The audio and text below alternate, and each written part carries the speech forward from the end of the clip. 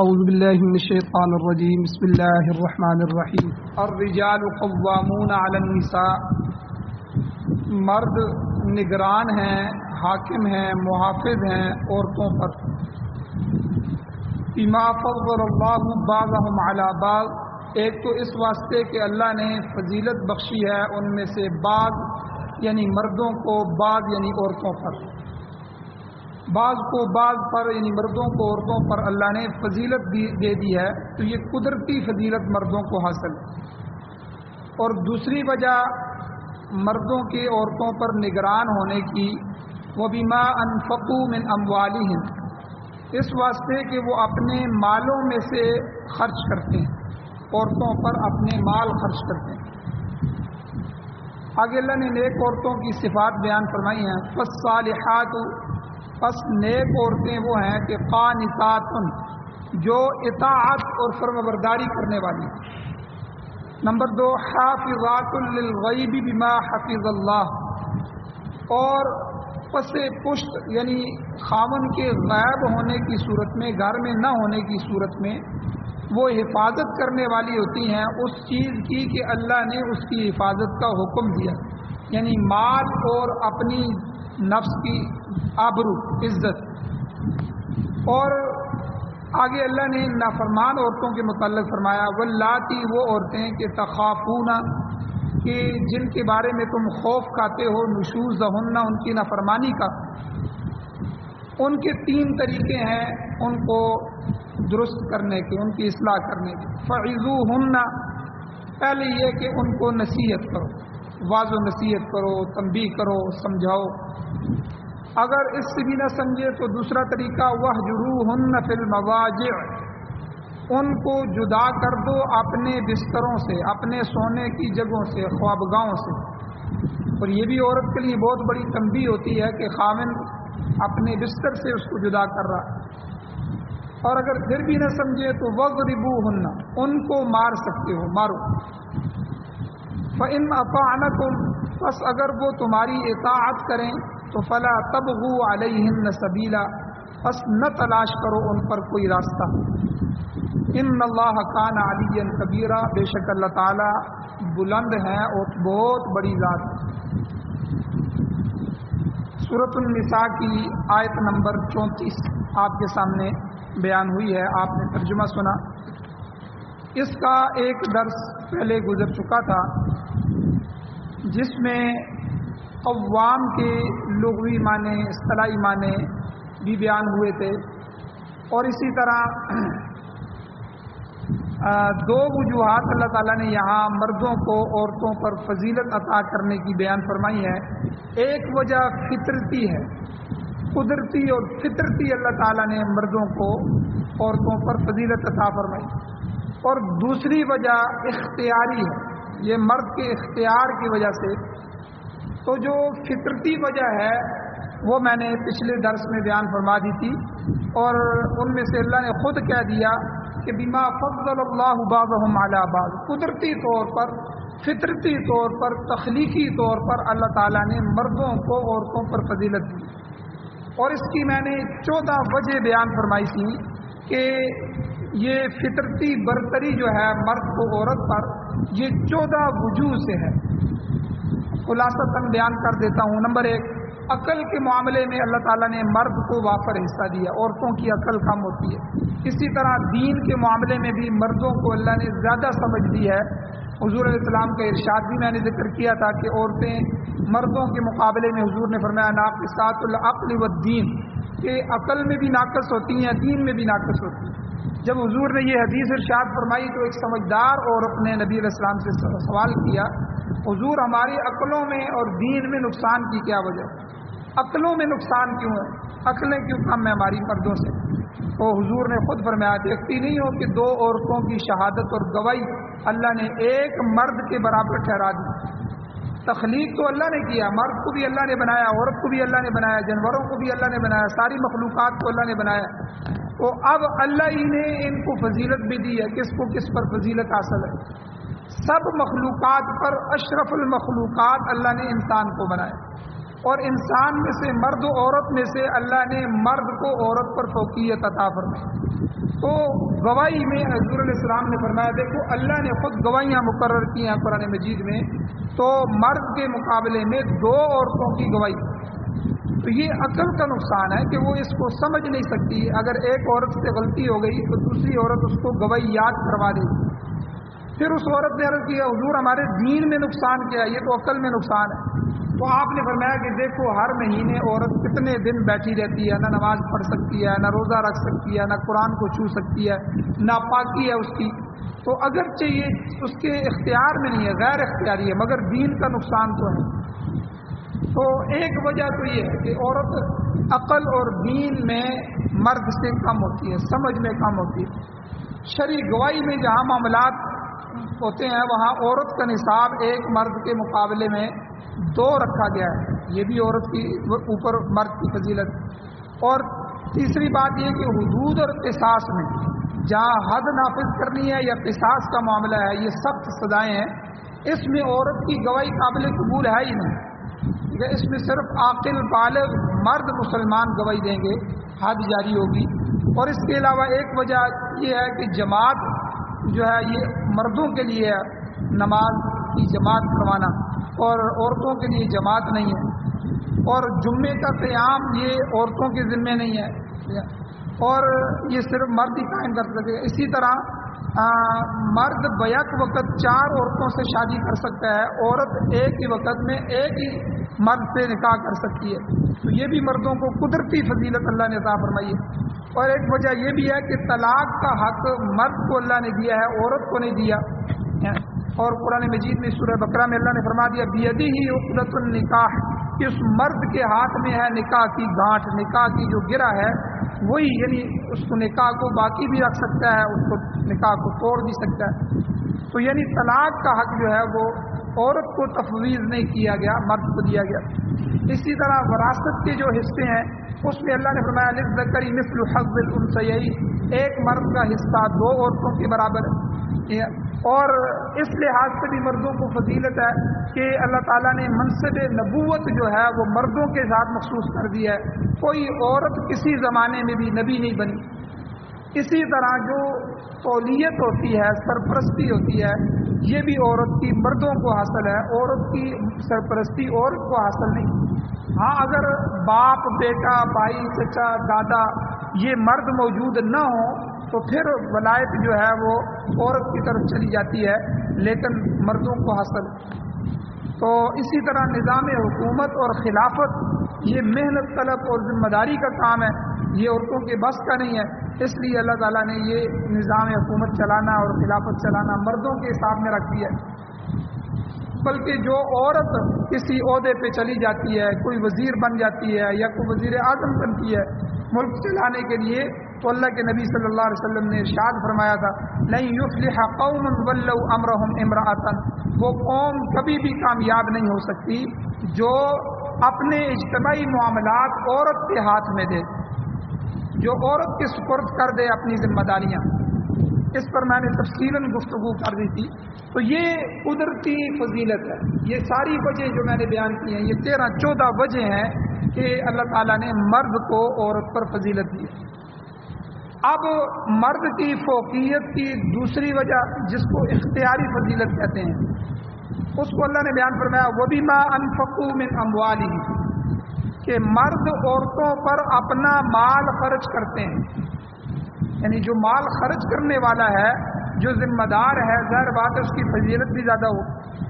جیسے گھر میں بیٹے بیٹیاں سب ہوتے ہیں تو باپ مال خرچ کرتا ہے تو باپ کی فضیلت ہے، تو اسی طرح عورت کا نان ہے، عورت کا نفقہ ہے، عورت کی رہائش ہے، عورت کا لباس وغیرہ ہے، یہ سب مرد کے ذمے ہیں، اور مرد اپنی حیثیت کے مطابق ضروریات زندگی مہیا کرنے کا پابند ہے، جیسا کہ اللہ تعالیٰ نے قرآن مجید میں فرما دیا علی الموسع قدرہ وعلی المقتر قدرہ، یعنی خوشحال آدمی اپنی حیثیت کے مطابق خرچ کرے اور تنگ دست فقیر آدمی اپنی مالی حیثیت کے مالی حالت کے مطابق خرچ کرے، یعنی دونوں پر خرچ کرنا ہے، خرچ مرد نہیں کرنا ہے۔ لیکن جتنا بھی ہے اس مالی حیثیت کے مطابق عورت پر خرچ کرے. اللہ نے دیا ہوا ہے مال تو خوب گھر والوں پر خرچ کرے. اگر تنگ دستی ہے تو پھر بھی اپنے جو ہے حساب کے اوپر اسے ان کے اوپر خرچ کرے. تو یہ مرد کے اوپر ذمہ داری ہے، اس لیے مرد کو اللہ تعالیٰ نے یہ اختیاری فضیلت دی ہے. اس کے علاوہ مرد نے جو نکاح کرنا ہوتا ہے، نکاح میں مہر بھی ادا کرنا ہوتا ہے. مہر کا ادا کرنا بھی، عورت کو رقم دینا یا سونا دینا یا کچھ چیزیں دینا مہر میں، یہ مرد کے اوپر ذمہ ہے. اس وجہ سے بھی اللہ تعالیٰ نے اس کو فضیلت دی ہے. اور ایک وجہ اختیاری فضیلت کی یہ بھی ہے کہ مرد کماتا ہے اور عورت پر خرچ کرتا ہے، لہذا قدرتی طور پر اسے اللہ نے برتری عطا کر دی ہے. اور یہاں ایک مسئلہ بھی سمجھ لیں کہ عام حالات میں عورت کے ذمہ لازم نہیں ہے کہ وہ محنت مزدوری کرے عام حالات میں. البتہ مرد کے ساتھ بعض معاملات میں تعاون کر سکتی. یہ جو ہماری عورتیں جو ہے کھاتی پیتی گرانوں سے ہوتی ہیں، جا کر جو ہے وہ باہر دفتروں میں کام کر رہی ہیں، کمپنیوں میں کام کر رہی ہیں، اور اسی طرح سرکاری عہدوں پہ کام کر رہی ہیں یا سرکاری جو ہے وہ سسٹم میں کام کر رہی ہیں، یہ بالکل عام حالت میں عورت کے لیے شرعاً جائز نہیں ہے. یاد رکھیں یہ ایک ناجائز امر ہے کہ عورت وہاں جا رہی ہے مردوں کے درمیان. ظاہر بات ہے وہاں پردے میں تو نہیں بیٹھ سکے گی، وہاں اپنے باس کے ساتھ بیٹھنا ہوگا، مالک کے ساتھ بیٹھنا ہوگا، بہت سارے مشوروں پہ بیٹھنا ہوگا، بہت ساری میٹنگ ہوں گی، اور کبھی عورت کو اپنی فیکٹری کے سلسلے میں دوسری جگہ سفر کرنا ہوگا، اور پھر یہ گھر کا وہاں تک کا سفر، وہاں سے آنا جانا، یہ معاملات بھی عورت کو کرنے ہوں گے. تو عام حالات میں عورت کے ذمہ لازم نہیں ہے کہ وہ محنت مزدوری کرے. ہاں اگر کوئی غیر معمولی حالات پیدا ہو جائے تو یہ حالات اضطراری حالات کہلاتے ہیں. اضطراری صورت میں بعض ناجائز چیزیں بھی جائز ہو جاتی ہیں. جیسے ایک آدمی کے پاس کھانے کے لیے کچھ بھی نہ ہو، بالکل کھانے کے لیے کچھ نہ ہو، اور ہر چیز ختم ہو گئی ہو، تو وہ کیڑے مکوڑے بھی کھا سکتا ہے، کتا وغیرہ یا کوئی حرام جانور بھی کھا سکتا ہے، کیونکہ اپنی جان بچانی ہے. جان بچانے کے لیے اضطراری حالت میں حرام بھی حلال ہو جاتا ہے. لیکن اس میں اللہ تعالیٰ نے قرآن مجید میں دو چیزیں بیان فرمائی ہیں. فمن اضطر غیر باغ ولا عاد، ایک تو جو ہے وہ اتنا کھائے جس سے جان بچ جائے چند لقمے، اور دوسرا حد سے تجاوز نہ کرے. جب وہ معاملات ختم ہو جائیں اضطراری اور بے چینی کے، تو پھر جو ہے وہ اس کو چھوڑ دیں. تو یہاں بھی اگر عورت پر اضطراری حالات پیدا ہو جائیں، غیر معمولی حالات پیدا ہو جائیں، مثلا عورت بیوہ ہو گئی ہے، اب کوئی اس کے سر پہ ہاتھ رکھنے کے لیے تیار نہیں ہے، اب بچوں کی ذمہ داری ماں پہ آ گئی ہے، اب وہ کیا کرے گی؟ لوگوں سے مانگے گی تو کب تک مانگے گی؟ اب وہ اپنی عزت کو بچاتے ہوئے اگر مزدوری کرتی ہے تو اس کو اجازت. یا عورت معذور ہو گئی ہے، یا عورت اکیلی ہے، اس کا کوئی والی وارث نہیں ہے شرعی طور پر، تو ایسی غیر معمولی حالات میں جو ہے شریعت بھی اس کو اجازت دیتی ہے کہ وہ اپنی جو ہے معاملات کو چلانے کے لیے، اپنی جان بچانے کے لیے، اپنے سسٹم کو چلانے کے لیے. بہت سی عورتیں ہم نے دیکھی ہیں کہ اگر ایسے حالات پیدا ہو جائیں تو معاشرہ اگر ان کو کمائی کی اجازت نہ دے تو وہ غلط راستوں کو اختیار کر لیتی، وہ اپنی عزت و ناموس کے سودے شروع کر دیتی ہیں.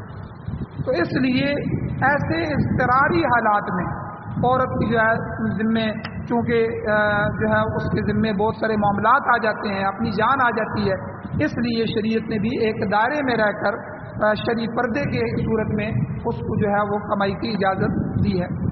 ورنہ نارمل حالات میں عورت گھر کی چار دیواری میں رہے اور گھر کا نظم نسق چلائے، اور بچوں کی پرورش کی ذمہ داری عورت کے اوپر ڈالی گئی. اب یہاں تک اللہ تعالیٰ نے مرد کی فضیلت کی دونوں وجہ، یا قدرتی فضیلت کی وجہ اور اختیاری فضیلت جو ہے یہ دونوں بیان فرمائی.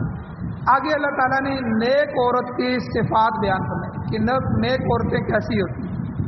اللہ تعالیٰ نے اچھی اور نیک عورتوں کی تعریف فرمائی. کن الفاظ میں؟ اللہ کہتے ہیں فالصالحات، نیک عورتیں کون سی ہیں؟ قانتات، جو اطاعت گزار ہیں، فرمانبرداری کرنے والی. اب کس کی اطاعت کرتی ہے؟ نمبر 1 اللہ کی اطاعت، نمبر 2 رسول اللہ صلی اللہ علیہ وسلم کی اطاعت، نمبر 3 خاوند کی اطاعت کرنا۔ دیکھیں خاوند کا نمبر تیسرے نمبر پہ ہے۔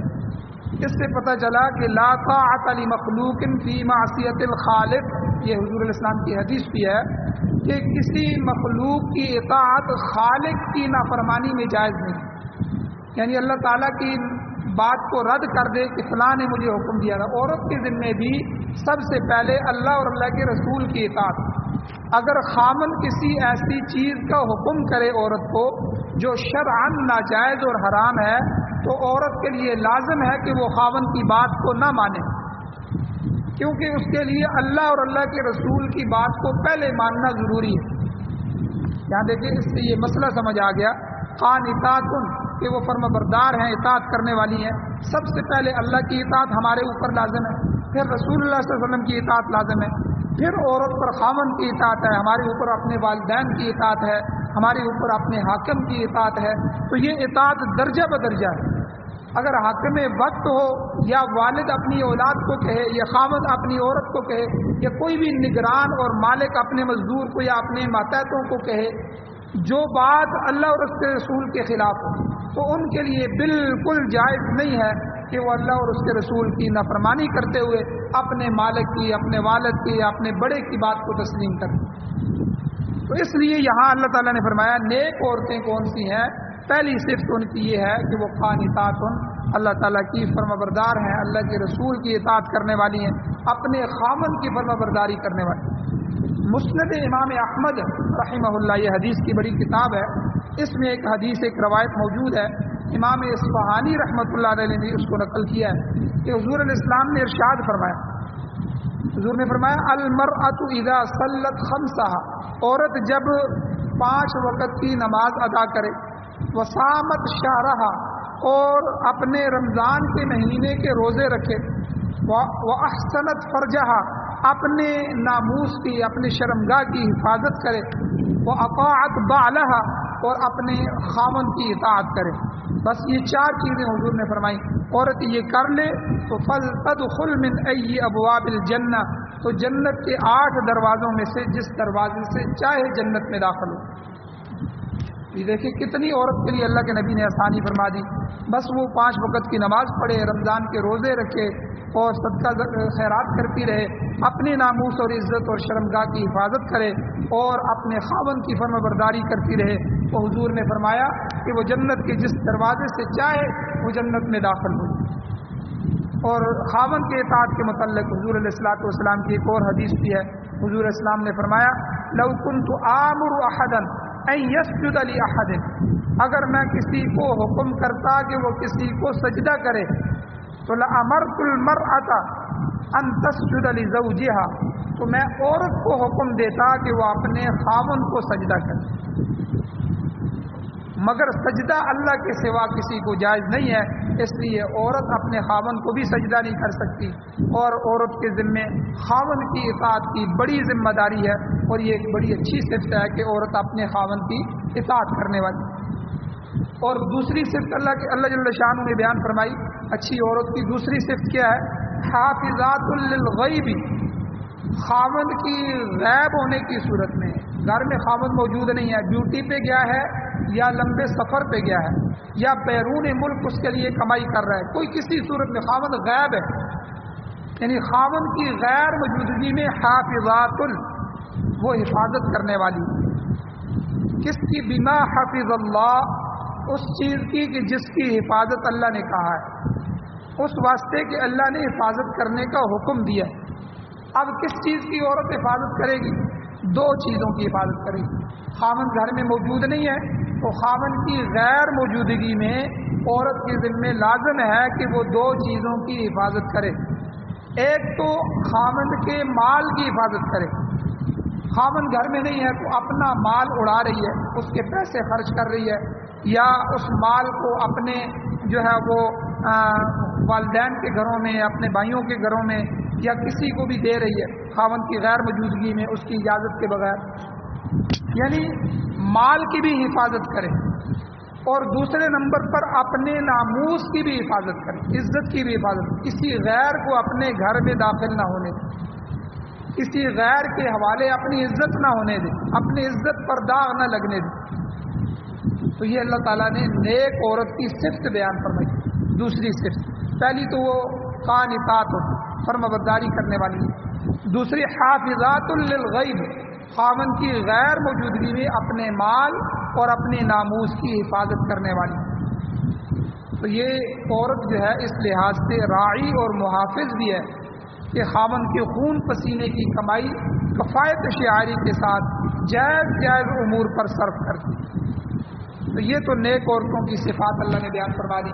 آگے اللہ تعالیٰ نے نافرمان عورتوں کے متعلق فرمایا۔ اللہ نے فرمایا واللاتی، وہ عورتیں تخافون نشوزہن، کہ جن کی نافرمانی کا تمہیں خوف رہتا ہے، کہ ہمیشہ تمہاری بات نہیں مانتی اور چخ چخ کرتی رہتی ہیں، جب بھی کوئی کام کہیں تو اس کام کو کرتی نہیں ہیں، بلکہ ہمیشہ خاوند کو تنگ کر کے رکھی رہتی ہیں۔ اللہ نے فرمایا وہ عورتیں تخافون نشوزہن، ناشزہ اور نشوز اس کو کہتے ہیں جو نافرمانی کرنے والی، خاوند کے حکم کے خلاف کرنے والی۔ یعنی اگر تمہاری عورتیں تمہاری اطاعت سے گریز کر رہی ہیں اور اپنی منمانی کرتی ہیں تو اللہ نے ان کی اصلاح کرنے کا حکم فرمایا۔ اب ان کی اصلاح کے متعلق اللہ نے 3 طریقے بیان فرمائے۔ دیکھیں قرآن 3 طریقے بیان کر رہے ہیں۔ اگر عورت بات نہیں مان رہی، حکم کی خلاف ورزی کر رہی ہے اور خاوند کو تنگ کر رہی ہے، اپنی منمانی کر رہی ہے اور اس کی اطاعت کرنے سے، اس کی بات ماننے سے منع کر رہی ہے، گریز کر رہی ہے، تو اللہ تعالیٰ نے فرمایا سب سے پہلے آپ نے کیا کرنا ہے، فعظوہن، ایسی عورتوں کو نصیحت کرو، واعظ کرو، دعوت دو، زبانی تنبیہ کرو، زبان سے ان کو سمجھاؤ، فہمائش کرو، یعنی ان کو اچھے طریقے سے، جس طرح بندہ کسی بہت ہی اچھے دوست کو سمجھاتا ہے ایسے طریقے سے سمجھاؤ کہ بھائی اللہ کی بندی تو کیا کر رہی ہے، گھر کو چلانا ہے، کیونکہ خاوند کے ذمہ داریاں ہوتی ہیں۔ بعض دفعہ عورتیں ایسی چیز کا مطالبہ کر دیتی ہیں جو خاوند کے حالات اس کی اجازت نہیں دیتی، اس کی کمائی اور اس کے پاس موجود پیسے اس کی اجازت نہیں دیتے۔ بعض دفعہ خاوند کے پاس پیسے تو ہوتے ہیں لیکن اس نے کوئی اور ایسے اہم ترین کام کو کرنا ہوتا ہے کہ وہ پیسوں کو جوڑ رہا ہوتا ہے، مثلا کوئی پلاٹ لینا ہے، کوئی اپنا مکان بنانا ہے، کوئی بچے بچی کی شادی کے لیے معاملات تیار کرنے ہیں، یا اور جو خاوند کے اوپر بڑی ذمہ داریاں ہیں اس کی توجہ اس کی طرف ہے۔ اب عورت نے بیچ میں مطالبہ کر دیا یا کوئی اس نے ناراضگیاں شروع کر دی، تو ایسے معاملے میں سب سے پہلے کیا کرنا ہے، فعظوہن، ان کو سمجھانے کی کوشش کرو، سمجھاؤ، واعظ و نصیحت کرو، ٹھیک ہے، اور زبانی تنبیہ کرو، اچھے طریقے سے بٹھاؤ، نبی علیہ الصلوۃ والسلام کی احادیث بتاؤ، قرآن کی آیات اس کو بتاؤ، اس کو سمجھاؤ۔ اگر عورت سلیم الفطرت ہوگی، یہ جو ہماری فطرت ہوتی ہے نا، فطرت مسخ ہو جائے تو انسان نہیں رہتا، وہ حیوان بن جاتا۔ سلیم الفطرت یعنی جس کی فطرت سلیم ہو، ٹھیک ہو، اگر عورت کی فطرت ٹھیک ہو جائے گی تو وہ راہ راست پر آ جائے گی، وہ بات مان لے گی، واقعی میرا خاوند ٹھیک کہہ رہا ہے، یہ مجھے سمجھا رہا ہے، اس کی دوسری ضروریات بھی ہیں اور یہ معاملات بھی۔ اور اگر پھر بھی وہ نہ سمجھے تو پھر دوسرا راستہ قرآن نے بیان فرمایا، وَاہْجُرُوهُنَّ فِي الْمَضَاجِعِ، انہیں اپنے خوابگاہوں سے، اپنے بستروں سے علیحدہ کرنا، اپنے ساتھ مت سونے دو۔ ایک غیرت مند عورت کے لیے خاوند اس سے جدا ہو جائے، دوسرے گھر میں جا کر رہنے لگ جائے یا دوسرے کمرے میں سونا شروع کر دے تو یہ بڑی بات ہوتی ہے غیرت مند عورت کے لیے، سلیم الفطرت عورت کے لیے۔ تو قرآن مجید نے کہا کہ اگر تم نے واعظ و نصیحت بھی کر دی ہے، سمجھا بھی دیا ہے اور جو ہے یہ سارے معاملات کر لیے ہیں، اب عورت سمجھ نہیں پا رہی تو پھر تم ان سے اپنا کمرہ علیحدہ کر لو، اپنا بستر علیحدہ کرو، ناراضگی کا اظہار کرو، بستر پہ نہ آنے دو۔ تو ہو سکتا ہے کہ ایسا کرنے سے عورت سمجھ جائے اور بھئی میرا خاوند مجھ سے ناراض ہے تو مجھے اس سے راضی کرنا چاہیے، یہ تو اللہ بھی ناراض ہو رہے ہیں، تو وہ اپنی اصلاح کر لے۔ اگر پھر بھی نافرمانی سے باز نہیں آتی تو تیسری صورت قرآن مجید نے بیان فرمائی ہے، وَضْرِبُوهُنَّ، پھر انہیں مارو۔ یہ معمولی مار ہے، یہ وہ مار نہیں ہے کہ ڈنڈے لے لیے بلکہ معمولی دفڑ وغیرہ مارو، اور یہ جو سزا ہے یہ ادب کے لیے ہے اور تنبیہ کے لیے۔ یہ تیسرا درجہ ہے۔ پہلے آپ نے خوب سمجھا لیا، اپنے والد والدہ سے بھی کہا، اس کے والد والدہ سے بھی کہا، اور اپنے سالے وغیرہ کو بھی، کسی اچھے نیک آدمی کو بھی کہا، اچھے طریقے سے سمجھا بجھا لیا، نہیں سمجھ پا رہی۔ پھر دوسرا طریقہ بھی اختیار کر لیا، 10 15 20 دن کے لیے بستر بھی علیحدہ کر لیا، پھر بھی اسے فکر ہی کوئی نہیں ہے، پتہ ہی کوئی نہیں ہے، پھر بھی اسی معاملات میں وہ اڑی ہوئی ہے۔ یہ پھر تیسرے درجے میں آ کے قرآن مجید نے یہ فرمایا وَضْرِبُوهُنَّ، معمولی مار مارو۔ یہ ادب اور سکھانے کے لیے، تنبیہ کرنے کے لیے مار ہے، یہ انتقام کے لیے نہیں ہے۔ انتقام جب بندہ آدمی کسی سے لیتا ہے تو اس کو جان سے بھی مار دیتا ہے، اس کی ہڈیاں توڑ دیتا ہے، اس کی پسلیاں توڑ دیتا ہے، سر پھاڑ دیتا ہے، یہ تو انتقام ہوتا ہے۔ لہذا انتقام نہیں لینا، اس میں بھی ادب سکھانا ہے اور تنبیہ کرنے کے لیے مارنا ہے۔ تو زیادہ مار نہ مارو، ہو سکتا ہے کہ عورت اس سرزنش سے، اس مار سے، اس تنبیہ سے اطاعت پر امادہ ہو جائے۔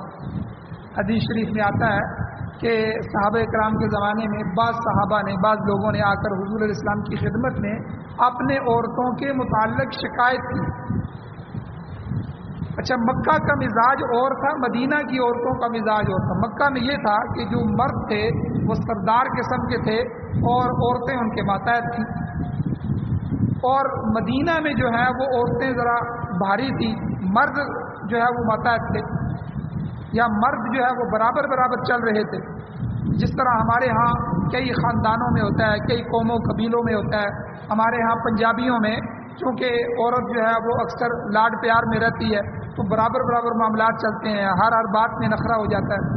لیکن پختونوں کے ہاں جو ہے وہ عورت جو ہے اپنے خاوند کے ماتحت ہی رہتی ہے، تو یہ علاقوں میں بھی ہوتا ہے۔ تو اسی طرح جب صحابہ کرام نے ہجرت کی، ہجرت کرنے کے بعد مدینہ گئے، اب مدینہ میں گئے تو ظاہر بات ہے مردوں نے مردوں کے ساتھ ملنا ہے اور عورتوں نے عورتوں کے گھروں میں جانا ہے۔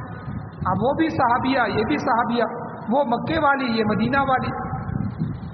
اب یہاں جو ہے حضور علیہ السلام کے صحابہ خدمت میں آئے تو ایک روایت میں یہ آتا ہے کہ حضور کی مدینہ میں عورتیں اس طرح تھیں تو ہماری عورتیں بھی اسی طرح ہوتی، اور ان کے خلاف شکایت کی کہ ہماری اطاعت نہیں کرتی، ہمارا حکم نہیں مانتی۔ آپ علیہ السلام نے بھی کہا کہ ان کی پٹائی کرو۔ اب حضور نے اجازت دے دی، اس اجازت پر لوگوں نے نافرمان عورتوں کو بے تحاشا مارنا شروع کر دی۔ سرزنش کی مار کی بھی حدود جو ہوتی ہیں ان حدوں کو قائم نہیں رکھ سکے، تو اس پر عورتوں نے آ کر پھر حضور کے سامنے شکایت کی۔ پہلے مردوں نے کی، اب عورتیں آ گئی کہ ان کے خاوند انہیں بہت زیادہ سزا دے رہے ہیں، حضور آپ نے اجازت دی، اب تو وہ بہت مارتے ہیں، ہر وقت مار رہے ہیں، اور یہ ہمارے جسموں پر نشان پڑے ہوئے ہیں۔ حدیث شریف کے الفاظ ہیں، حضور نے فرمایا لقد طاف بآل محمد 70 امرأة، یعنی آل محمد میں، ہمارے گھر میں 70 سے زیادہ عورتوں نے آ کر شکایت کی ہے، صحابہ کو حضور نے فرمایا۔ اس پر حضور علیہ السلام نے فرمایا یہ درست نہیں ہے، مارنے کی اجازت محض ادب سکھانے کے لیے اور تنبیہ کرنے کے لیے دی گئی تھی، بہت زیادہ مارنا مقصود نہیں تھا۔ حضور علیہ السلام نے یہ بھی فرمایا اگر مارنے کی نوبت ہی آ جائے تو وَضْرِبُوهُنَّ غَيْرَ مُبَرَّحٍ، تو ایسی مار نہ مارو کہ کوئی ہڈی پسلی ٹوٹ جائے، یہ زیادتی ہو جائے گی، اللہ کے ہاں تم مجرم ہو جاؤ۔ اور فقہا نے یہ بات لکھی ہے، یہاں مسئلہ لکھا ہے، مسئلہ سمجھ لیں کہ اولاد کو بندہ بعض دفعہ مارتا ہے، اولاد کو بھی تنبیہ کرنی پڑتی ہے، نماز نہ پڑھے یا کوئی ایسے کام کرے، شاگرد کو بھی استاد مارتا ہے، کبھی عورت کو بھی خامن کبھی مارتا ہے، جس طرح یہ اجازت دی گئی ہے۔ اسی طرح یا کوئی بھی ماتحت آدمی ہے، اس کو تنبیہ اور ادب سکھانے کے لیے اگر مارنا پڑ جائے تو صرف اتنا مارا جائے کہ نشان نہ پڑے، نیل نہ پڑے جسم پر، اور ہڈی اور پسلی نہ ٹوٹے، اور چہرے اور سر پر تو حضور نے مارنے سے ممانعت فرمائی، کیونکہ یہ تکریم اور عزت کا مقام ہے چہرہ۔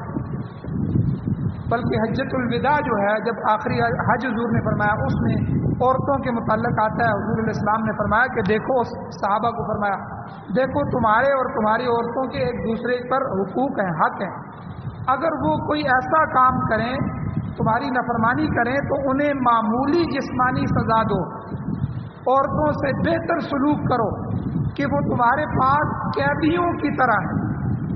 قیدی تو نہیں ہے تمہاری، لیکن قیدیوں کی طرح ہیں، تمہارے پاس قید رہتی ہیں، تمہاری ماتحت ہیں، ان کو کھلاؤ، ان کو پلاؤ، ان کو کپڑا پہناؤ، ان کی رہائش کا بندوبست کرو۔ اگر وہ نافرمانی کریں تو معمولی ضرب لگاؤ۔ اور پھر حضور نے حجۃ الوداع کے اس آخری خطبے میں فرمایا چہرے پر مت مارو، اور اتنا مت مارو کہ اس کو زخمی کر دو یا اس کا کوئی عضو بیکار کر دو۔ حضور کی حدیث موجود حجۃ الوداع آخری خطبے میں حضور نے سمجھایا۔ تو بہرحال یہ حد ہیں جو قرآن مجید نے بیان فرمائی ہے۔ آخری جملہ قرآن مجید نے فرمایا فَإِنْ أَطَعْنَكُمْ، پس اگر وہ تمہاری اطاعت پر آمادہ ہو جائیں، تم نے فَعِظُوهُنَّ نصیحت کی، وہ نہیں سمجھی، تم نے وَاهْجُرُوهُنَّ فِي الْمَضَاجِعِ بسترے الگ کر دیے، وہ نہیں سمجھی، مارا، پھر سمجھ گئی، یا پہلی بات سے ہی سمجھ گئی یا دوسری بات سے ہی سمجھ گئی، کسی موقع پہ انہوں نے اطاعت کر لی، بات مان لی، سمجھ گئی، اللہ نے فرمایا فَلَا تَبْغُوا عَلَيْهِنَّ سَبِيلًا، ان پر جو ہے بغاوت کا راستہ تلاش نہ کرو، ان پر کوئی الزام تراشی نہ کرو، نہ اس کے لیے کوئی راستہ یا ہیلا بہانہ تلاش کرو۔ بعض مرد ایسے ہوتے ہیں وہ عورت کو مارنے کے لیے بہانے تلاش کرتے ہیں۔ کئی دفعہ عورتیں نافرمان ہوتی ہیں، وہ درست ہو جاتی ہیں، اپنے آپ کو ٹھیک کر لیتی ہیں، اور بعض دفعہ وہ نافرمان بھی نہیں ہوتی، لیکن مرد کی طرف سے زیادتی ہو جاتی ہے کہ وہ بار بار یہ کیوں کیا، وہ کیوں کیا، اس طرح کیوں نہیں کیا، یہ میرے جوتے صحیح کیوں نہیں رکھے، میرے کپڑے کہاں ہیں، ادھر تھا ادھر تھا، یعنی چھوٹے چھوٹے بہانے تلاش کرتے ہیں عورت کو مارنے کے لیے۔ یہ مردانگی نہیں ہے کہ بندہ کمزور پر ہاتھ اٹھائے، جو نہ بول سکتا ہو نہ آگے سے ہاتھ اٹھا سکتا ہو۔ تو قرآن نے یہ فرمایا فَإِنْ أَطَعْنَكُمْ، اگر وہ تمہاری اطاعت کر رہی ہیں مردوں، تو فَلَا تَبْغُوا عَلَيْهِنَّ سَبِيلًا، ان پر کوئی ہیلا بہانہ تلاش نہ کرو۔ جب عورت نافرمانی سے باز آ گئی ہے تو مقصد پورا ہو گیا ہے، گھر تمہارا جنت بن گیا ہے، تو اس جنت کو جنت بنا لو نا، اس کو کیوں دوزخ بنانا چاہتے ہو؟ اگر بات بڑھاؤ گے تو بڑھتی جائے گی، آخر حد ختم ہو جائے گی، طلاق کی نوبت آ جائے گی، پھر وہی بچے تمہارے گلے پڑ جائیں گے، پھر تم ایک دوسرے کے آگے ہاتھ جوڑتے پھرو گے، بھائی کسی طرح معاملے کو حل کرو، ان کی والدہ کو لے آؤ۔ تو اس لیے مردوں کو بھی سمجھایا گیا کہ اگر عورت اطاعت کر رہی ہے، ٹھیک ہے، نافرمانی نہیں کر رہی یا نافرمانی کر رہی تھی تو وہ اطاعت پہ آ گئی ہے، درست ہو گئی ہے، تو اب اس کو مارنے کے، تنگ کرنے کے ہیلے بہانے تلاش نہ کرو، یہ تمہاری طرف سے زیادتی ہوگی۔ اور اللہ تعالیٰ نے یاد رکھو تمہیں جو برتری عطا کی ہے اور اس پر فضیلت عطا کی ہے، حاکم اور قوام بنایا ہے، اس کا یہ مطلب نہیں ہے کہ تم ان پر ہر جائز اور ناجائز اختیار کو حاصل کرو۔ اللہ کی حدوں کو قائم رکھو، اللہ تعالیٰ کی قائم کردہ حدوں کے اندر رہ کر معاملات طے کرو۔ کیوں؟ ان اللہ کان علی کبیرہ، بے شک اللہ تعالیٰ بہت بلند ہے اور بہت بڑا ہے، اس کے احکام کو مد نظر رکھو، اگر خلاف ورزی ہوئی تو پھر اس کی گرفت بھی بڑی سخت ہوگی۔ اسی طرح گویا اللہ تعالیٰ نے مردوں کو بھی تنبیہ کر دی کہ وہ بھی اپنے حدود کے اندر رہیں، عورتیں اپنے حدود کے اندر رہیں، مرد عورتوں کے حقوق ادا کریں، عورتیں مرد کے حقوق ادا کریں۔ اللہ تعالیٰ سے دعا ہے اللہ تعالیٰ ہمیں عمل کی توفیق عطا فرمائے۔ آمین۔ الحمد للہ رب العالمین والعاقبۃ للمتقین والصلاۃ والسلام علی رسولہ النبی الأمی الکریم۔ ربنا ظلمنا انفسنا وان لم تغفر لنا وترحمنا لنكونن من الخاسرین۔ یا اللہ ہماری کمیوں کو تائیوں کو معاف فرمائیے، درگزر فرمائیے۔ یا اللہ قرآن و سنت کو سننے، سمجھنے، پڑھنے، پڑھانے، عمل کرنے کی توفیق عطا فرمائیے، بیماروں کو شفا عطا فرمائیے۔